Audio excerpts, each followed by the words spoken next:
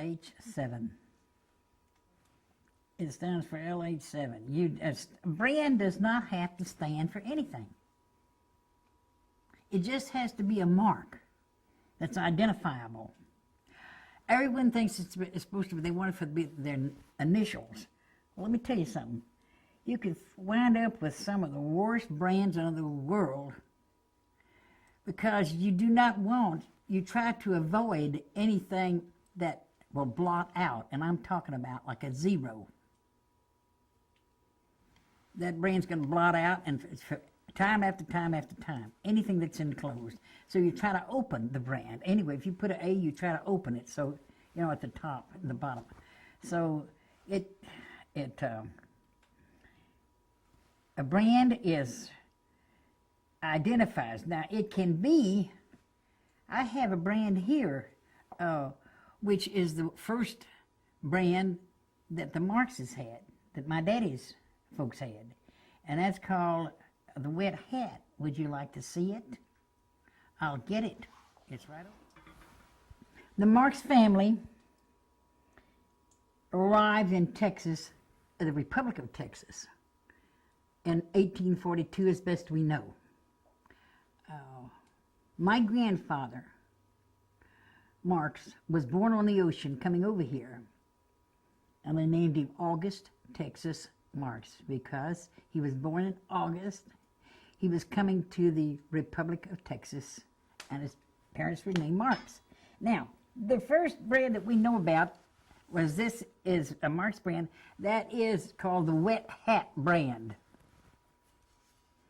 This on the top is supposed to be the rain cloud, and this is supposed to be the hat.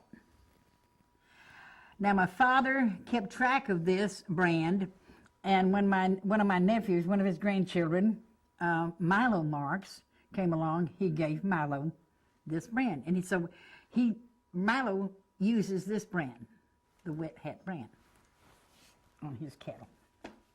Now, in 1898,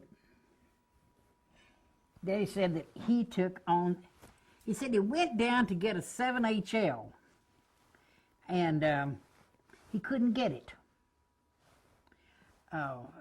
because somebody else had it. You can't register the same brand. Well, you can in different states and different counties, and we may not be able to do that. We may have to have just one brand in Texas. We may not be able to do the same brand for different persons in different counties anymore. But anyhow, this is the LH7 brand. So so the guy said, well, he couldn't do 7HL, which would have been, it just wasn't going to work out. So he wanted 7 because my dad thought that was his lucky number, and there were 7 persons in his family.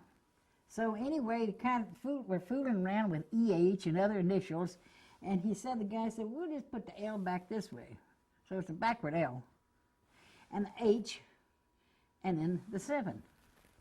So that's the way it turned out. So Daddy said that there were a lot of persons standing in line, and he was, 17, I think, years old or something. And he said and I was a greenhorn. And he was kind of overwhelmed by the whole thing. So he said, I just said, all right. So that's why we have the LH7. So it doesn't have to stand for anything. It just has to stand for the ranch brand's LH7. They also used to cut notches in the ears, which I just hated. I didn't like that. But they kind of quit that, too. Very few ranches do that anymore. They have a half notch here, or on one side or the other, or 2 notches, or something or other. I never liked that. But anyway, so that's what I can tell you about brands. They don't have to mean anything. That is, what you want straight lines. See, these are straight lines. Now, if that connected with that, then this whole thing would peel out from time to time. But of course, there's not so many combinations. It's hard to do combinations unless you leave a space somewhere there, Of course, everything we did was firebrand. when you brand the cattle, now you know, I don't know how many, but what do we have, 5, 7 layers of skin on us? All we want to do is kill that hair follicle so that the hair doesn't grow back. We don't want, if somebody just sears just the top of the fluffy top of it, that's no good. If they go down and it's red and it's bleeding, they don't know how to brand. You have to know just how hot to have that iron, how long to place it, and when to pull it off. So, you know, there's an art to everything. And branding, you don't want just anybody branding your cattle. Yeah. But anyway, there's an awful lot of cattle on these big pastures, and they run them up to it in a corner fence. Okie doke. Then they would then have a fire going in the pasture. And they had the chuck wagon there too, as a rule. Okay, so they have fire. Then you'd go through and I'd take the rope and he'd, you know, rope a calf and drag that calf to the fire. And here'd be the old mama just a bawling, you know. It could get exciting sometimes. But anyway, and then they'd brand that calf right there. Watch it there. In my family for over 200 years, and since this was part of Nuevo Santander and later Tamaulipas in the Indian language means land of snakes, and that's why they adopted this brand. It's very simple. It doesn't clog up. It doesn't burn too badly, but it's very efficient. And it grows. We use the small brand on small calves. Eventually, the animal will grow, and this will be about this big. It'll be about 10 inches long. So, and of course, you can see it's an old brand. It's twisted steel, and that's the way it goes. That's the problem with branding in a chute. They move, but it beats.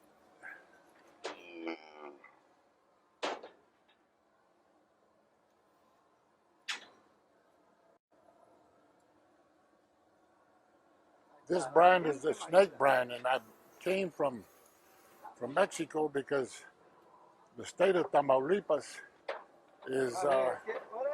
means in the Indian language land of snakes, and I adopted the brand.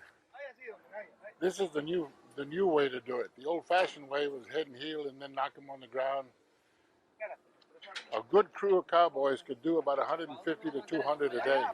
In a chute, you can do one every 60 seconds when you're really geared up for it. It's not very romantic or good looking, but it's efficient, and that's the way we do it.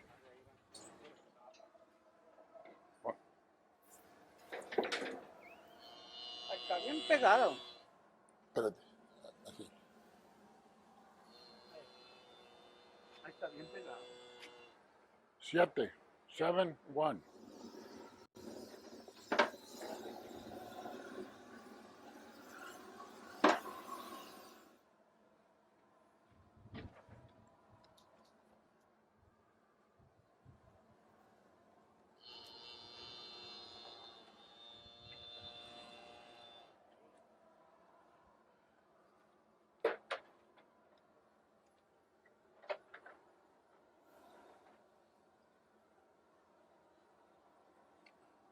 Now the year, too.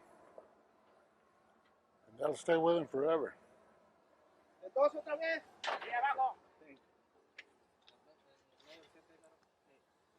Espérate.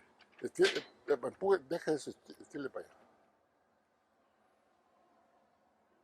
Machota. Ok. Afuera, vámonos.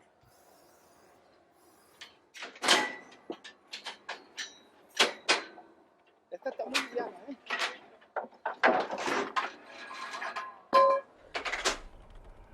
This is the oldest steer that I have on the ranch. He was born in 90. He's 12 years old.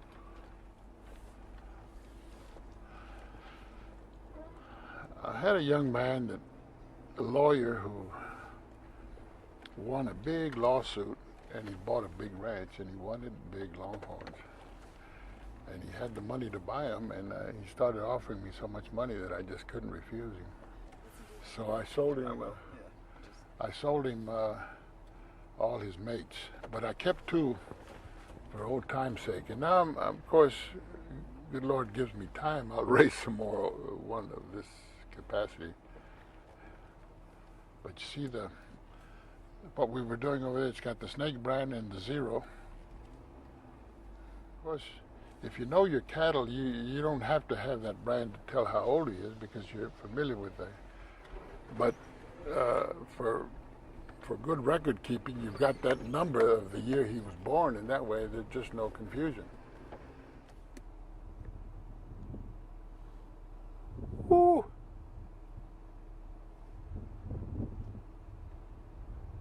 You want to move? Not yet.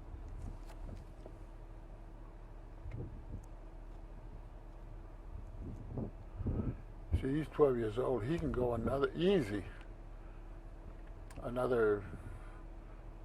6, 7 years. Their horns will grow until about age 18, so he's got some more growing to do.